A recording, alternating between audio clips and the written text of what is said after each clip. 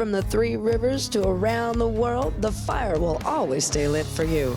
To all who can hear my voice, welcome to Firepitt. Well, ladies and gentlemen, if you can hear my voice, then I would like to say welcome to Firepitt. I haven't been able to say that in so long. I am so glad to be back on the air. I am so glad that ScarFire Media is bringing back the Pittsburgh Heat.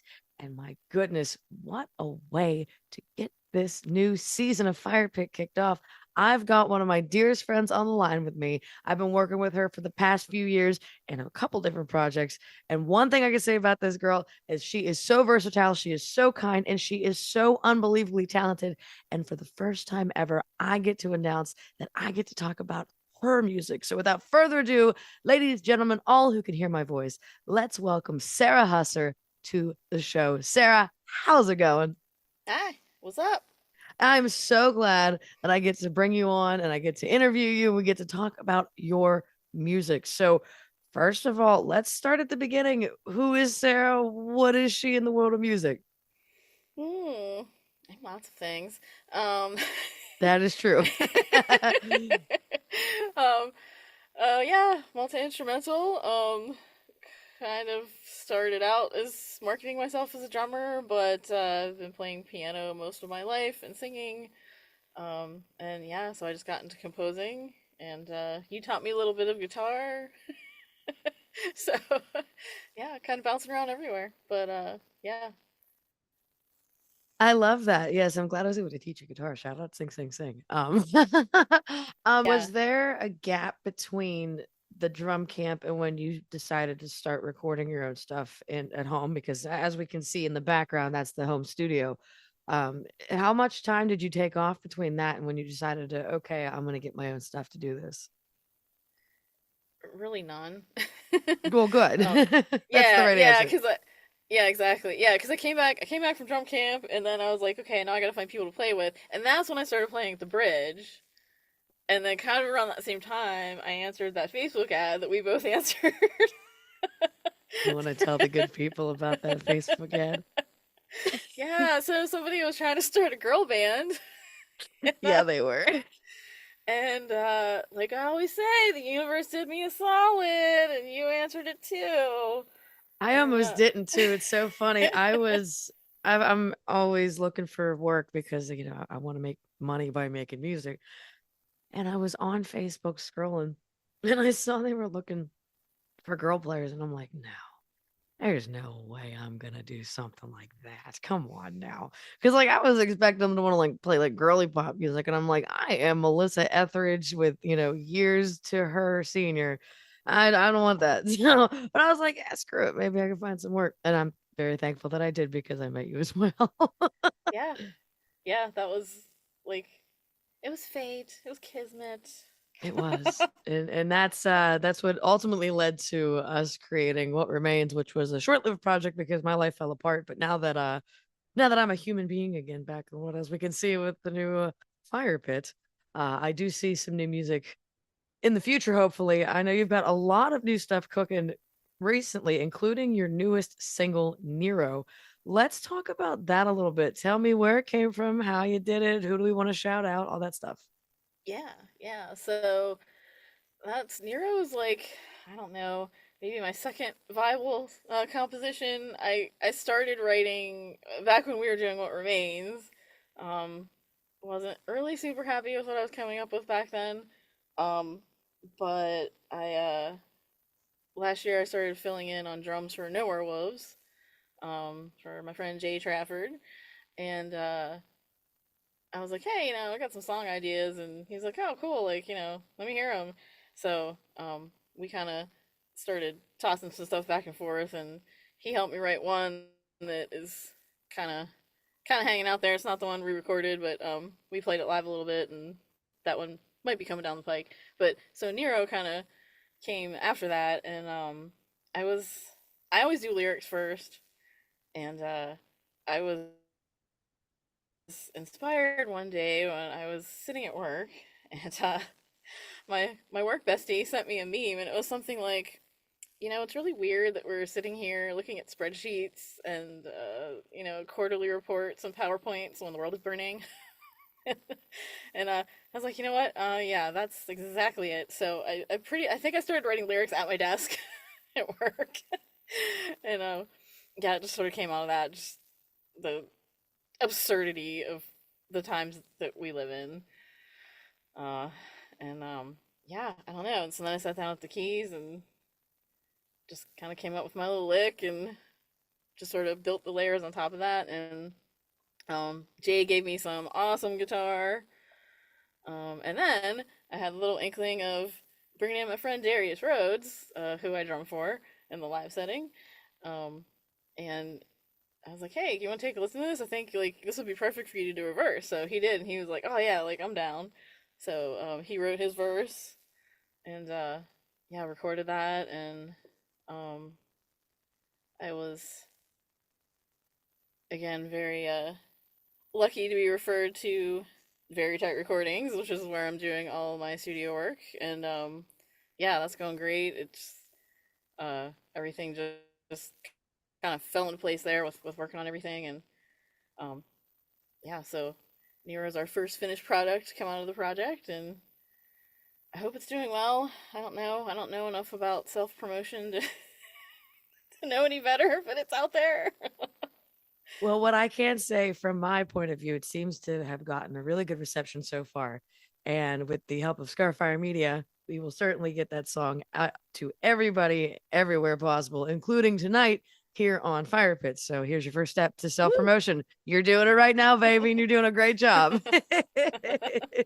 And I'm proud of you. I'm proud of you for all the work you put into this song and all the music that you're working on. You've been back and forth with me.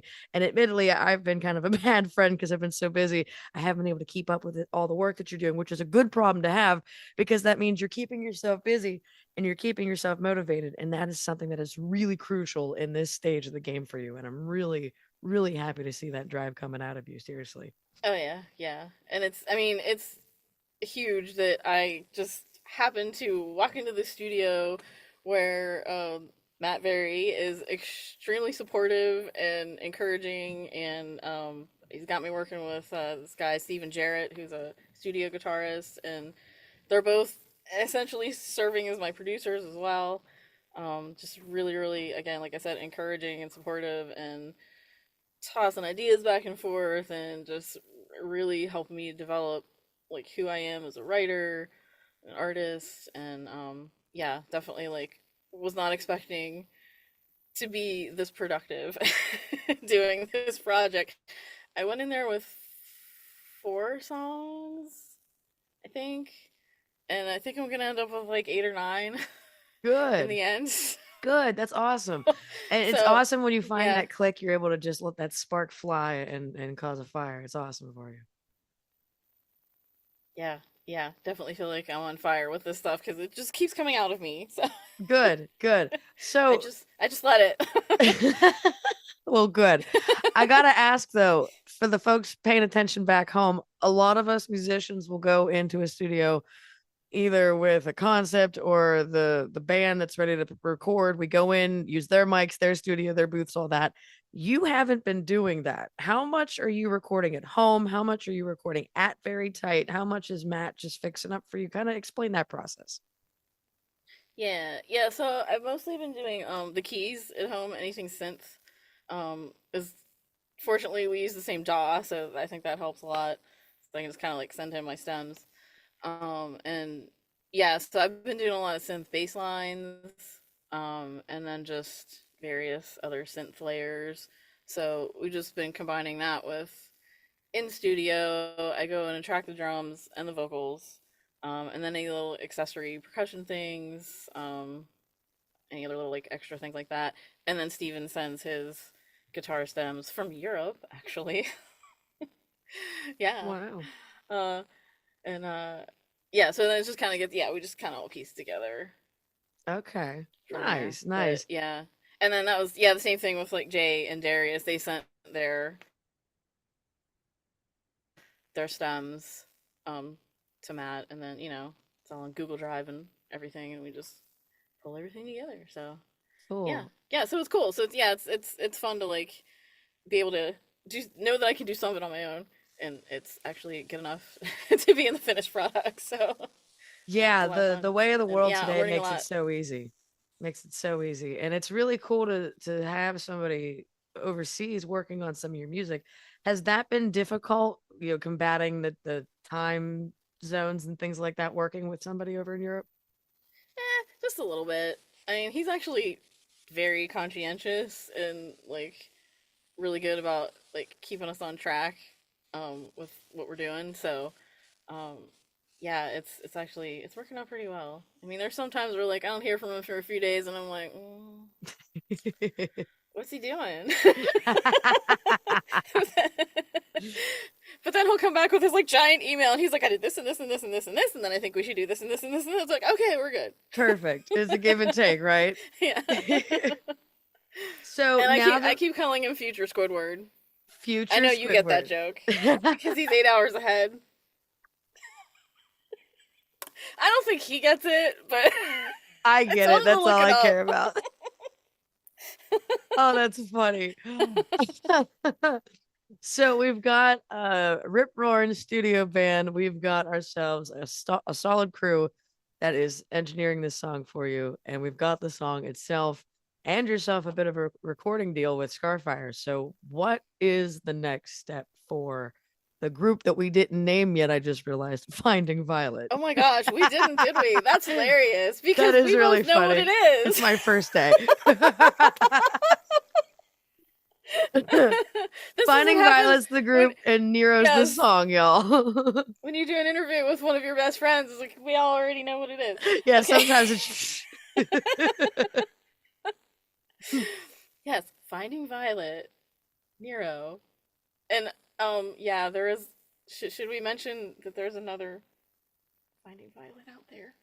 yeah, I mean, yeah, probably. So people know how to look you up. Don't don't listen to that other one. Listen to the one that has Nero listed as the track. Listen to Nero, and then if you feel gracious enough, listen to the others. We don't want to tell people to not listen to music. We just Oh, want to true, true, make sure they're true, being true, favored, true. they're favoring your music. So listen to Yes, the good Finding Violet, the Pittsburgh Finding Violet, and then yes, if you feel like it, there's the other one. yes. Support Pittsburgh music Yes, first. yes. Support Pittsburgh music. Keep listening to Firepitt. Ah. There we go. There we go. I don't even know what we were talking about now. What were we talking about? Oh, what's next? Yes, what's coming up next for Finding Violet? So yeah, focused on the studio work. We kind of decided to do it backwards, just because everyone that I seem to know in the scene is just very busy and can't contribute regularly to the project at the moment. So Sorry. um, totally fine. I'm glad that I work with these people that are so awesome that they're so busy. And being that I am multi instrumental, probably like one of the big things is like, well, I can do the drums. Um, and yeah, so like I just thought, you know what, I'm just gonna focus on getting it all done in the studio, so it's good, it's polished, as good as it can be.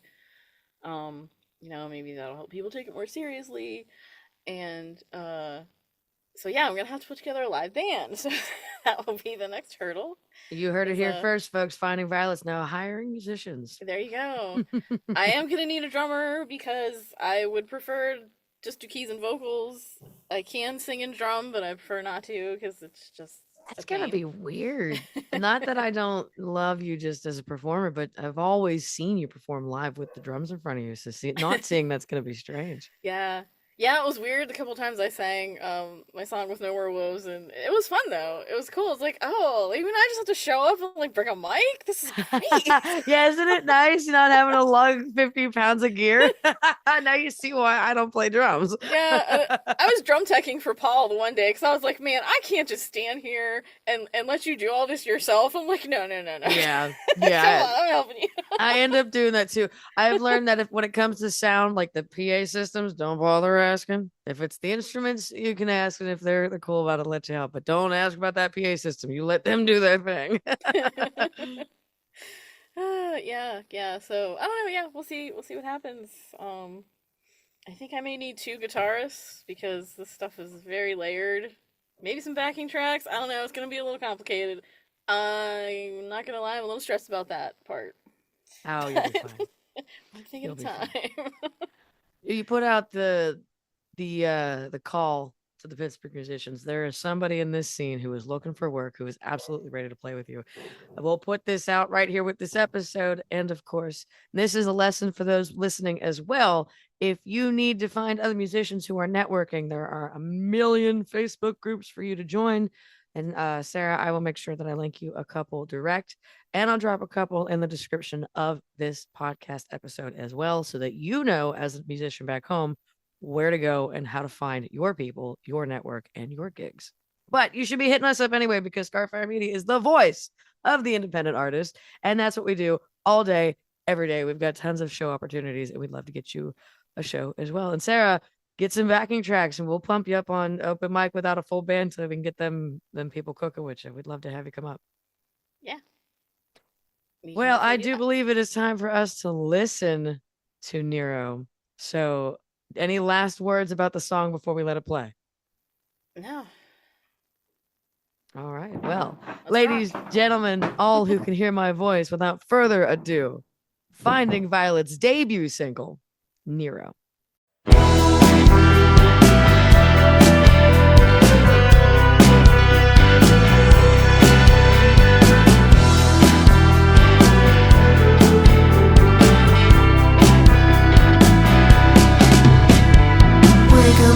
Dishes, feed the dog, go to work, there's bills to pay.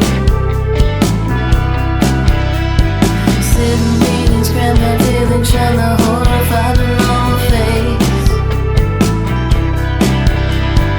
Seems so wrong to obsess over the trivial today. All again is round the corner, don't know how to stop all this decay.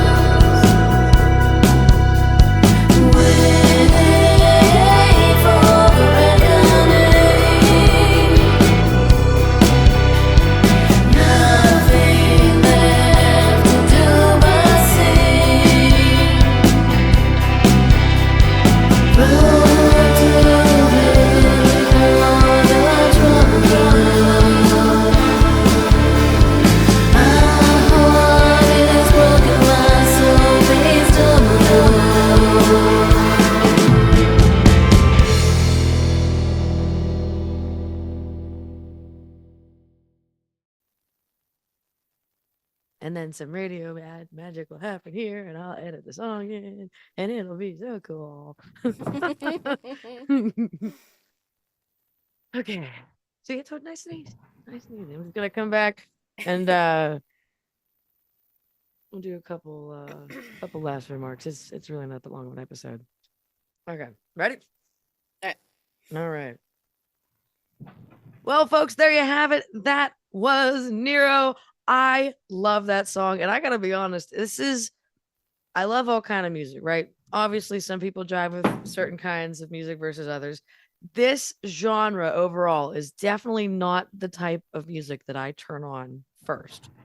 But after hearing this song, and I'm not just saying this because you're one of my best friends, but genuinely, after hearing this song, I'm starting to realize one, I was wrong because there's a lot of music from the 90s that I just didn't realize was in this genre. But two, and more importantly, I'm foolish for not wanting to involve myself in more of this kind of music because Sara's song, Finding Violet's song, is a really, really good representation of not only that alternative grungy sound, but just girl power and empowerment of all sorts, girl power, people power, humanity power, whatever it may be. I'm loving this. Even though it's got this kind of like sad feeling about it, it's still one of those like, I want to go put my boots on and kick stuff. I love it. I love it so much. It's a great song. And I know that the listeners back home enjoyed it as well. And I gotta ask, what made you want to put Darius on this track? I love Darius and I thought it was such a nice touch, but I wasn't expecting that. You know what? I don't know. It was just intuition. Honestly, Well, it was good intuition at that. Yeah, I kind of like really try to go with like my musical instincts because I feel like when I trust them, they are quite good. And I just, yeah, I don't know. There was just something about it where I got my initial demo together and I was like, I don't know, like I could just hear him. Like, yeah. I forget the name of his one song, but it's my favorite, and I feel so bad that I forget the name of it. But when I heard Nero the first time and listened to the lyrics, I thought to myself, wow, this is cut for Darius Rhodes full way through. That was a match made in heaven, and I do hope that you guys end up doing more of that together. Oh yeah, me too, for sure. Yeah. Awesome. Well, before we let you fun. go off into the wild and we get you some gigs and some things to do, I ask everybody who comes on Firepitt one very important question. I'd like to ask you the same, and I'm glad we get to ask you this because you are at the beginning of your journey. But as an independent artist who is now working within the independent music scene, what is the advice that you would give to somebody who is getting started from square one? Yeah, don't get discouraged. I know it's very easy. And a couple of things.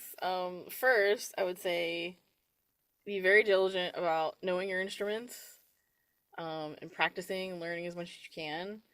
I mean, yeah, like you want to have fun with it, of course, but for me, I feel like if you really want to do this, like you also need to have that level of taking it seriously. Um, and I feel like that has benefited me like a ton to just pick up the six after multiple years of not doing it, and like now I've played drums for multiple bands, and it's like that's how people take you seriously. Is you got to know your instrument. You got to and when you do get the gigs, when you get those sub gigs or whatever, it's like, learn the material. Like you got to know like backwards and forwards. Don't just show up and be like, oh, I'll figure it out when I get there.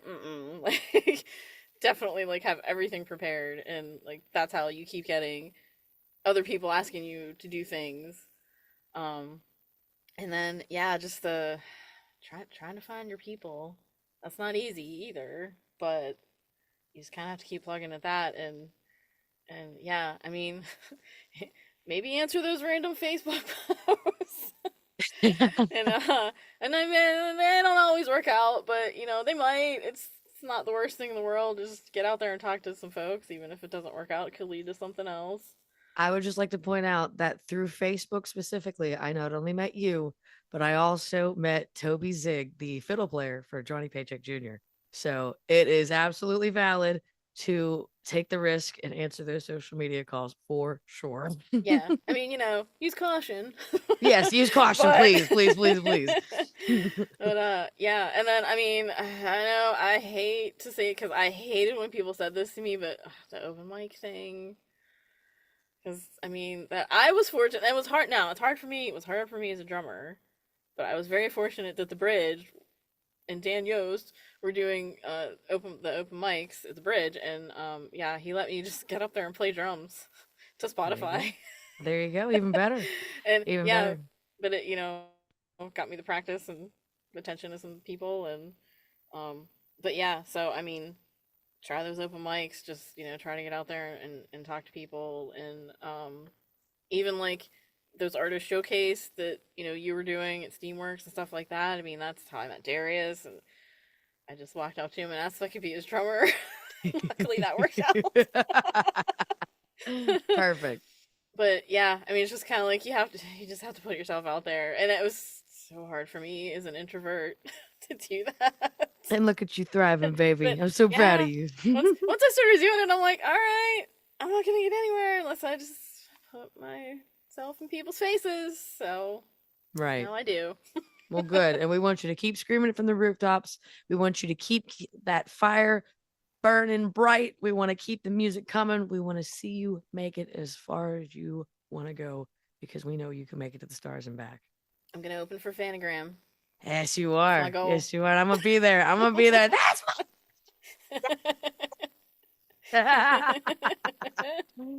Well, folks, I'm glad that I got to catch up with a good friend of mine, and I'm glad that you guys got to be here for it. That does bring us to the end of this episode of Fire Pit. We are back in action, and I do mean that for really this time, because now I've got an alternate space to record my episodes when I can't do it myself. Thank you, Mr. Craig Veltri. So we're keeping these episodes moving and grooving right along. If you want to be on the show, you know how to get a hold of us. You can go to scarfiremedia.com, or you can find us on your favorite social media platform, and make sure that you're streaming all of our podcasts on the ScarFire Media Podcast Network, on your favorite streaming network, and on YouTube, where you get to see my pretty face and all the people that we get to talk to as well. Until next time, stay healthy, stay happy, stay safe. Peace and love. I'll see you at Scarpacey's, and make sure that you go and follow Finding Violet. We'll see you later.